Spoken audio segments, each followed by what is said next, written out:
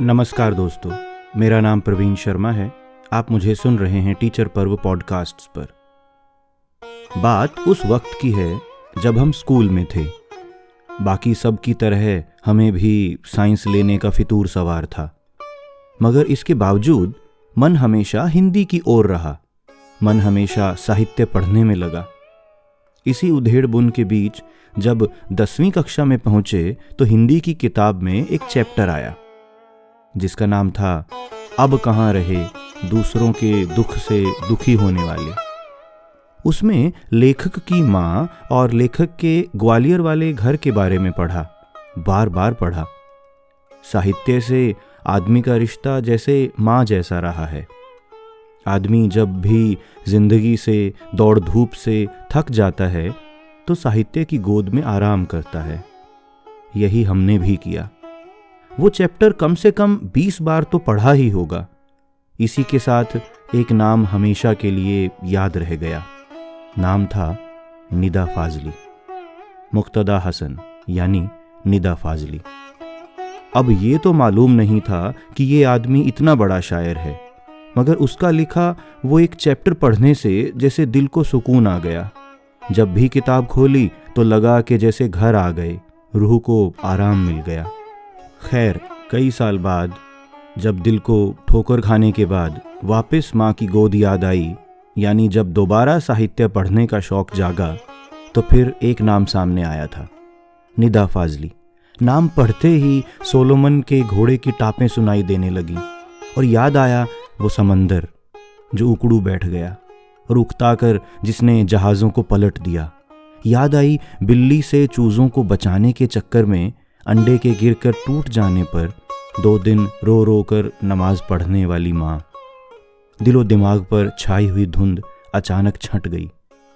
ये वही निदा फाजली थे जिनके साथ बरसों पहले हमारा रिश्ता हिंदी की किताब से जुड़ा था। निदा यानी आवाज़, वो आवाज़ जो अब भी सन्नाटे में गूंजती है। वो शायर जिसकी शायरी गर्मी के मौसम में आम की मिठास की याद दिलाती है। किताब खोलने पर लगता है कि जैसे मिठाई का डिब्बा खोल दिया। आप यकीनन एक पन्ना पलट कर नहीं जा सकते। निदा खूबसूरत हैं, खूबसूरत भी इतने कि अगर लेखक ना होते तो पक्का हलवाई होते। अब जो आदमी धूप में भी मिठास घोल दे वो तो हलवाई ही हो सकता है। वो कहते हैं, अच्छी संगत बैठकर संगी बदले रूप, जैसे मिलकर आम से मीठी हो गई धूप। मुझे लगता है कि राइटर, पेंटर, संगीतकार या कला के क्षेत्र से किसी भी तरह जुड़े लोगों की ज़िंदगी का सिर्फ एक ही मकसद होता है कि वो अपनी मासूमियत को उम्र भर इंटैक्ट रख सकें। उनका दुनियावी काम भी हो जाए और बचपना भी बचा रहे। कहते हैं कि एक बार मुनव्वर राणा ने निदा फाजली साहब को अपनी एयरगन दिखाई तो निदा ने जवाब में उनसे कहा कि इससे कभी चिड़ियों को मत मारना। चिड़िया और बेटियां पालने के लिए होती हैं, मारने के लिए नहीं। उनको बनाना ऊपर वाले का ये दिखाने का तरीका है कि दुनिया कितनी रंगीन, कितनी खूबसूरत हो सकती है।